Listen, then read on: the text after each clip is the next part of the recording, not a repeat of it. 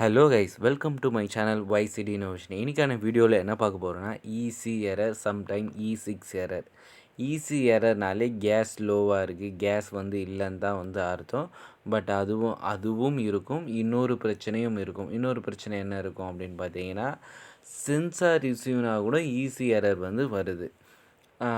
நம்ம நிறைய வீடியோஸில் பார்ப்போம் ஈசி எரர். இது நார்மல் ஏசி தான், நாட் இன்வெர்ட்ரு இல்லை, இது நார்மல் ஏசி தான் இது.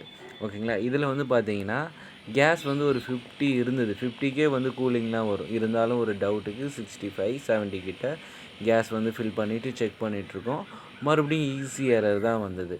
அதுக்கப்புறம் ஓகே, வாட்டர் வாஷ் எல்லாம் ஆல்ரெடியே பண்ணி வச்ச ஏசி தான் இது. பண்ணிவிட்டு எல்லாம் செக் பண்ணும்பொழுது ஈஸி எரர், சம்டைம்ஸ் E6 எரரும் வந்தது.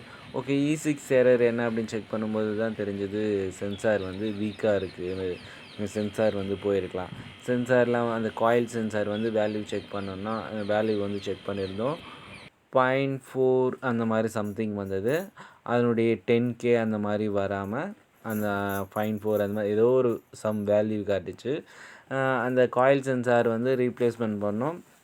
உங்களுக்கு அந்த E6 ப்ராப்ளம், அந்த ஈசி ப்ராப்ளம் எல்லாமே சால்வ் ஆயிடுச்சு. அதனால் கேஸ் மட்டும் கம்மியாக இருக்குன்னு நினைக்காதீங்க, மற்ற பிரச்சனையும் ஈஸியில் வர்றதுக்கான வாய்ப்பு நிறைய இருக்குது. ரீப்ளேஸ்மெண்ட் பண்ண சென்சார் இதுதான். வீடியோ பிடிச்சிருந்தா லைக் பண்ணுங்கள், உங்களுக்கு எதாவது டவுட் இருந்தால் கமெண்ட் பண்ணுங்கள். Thank you guys.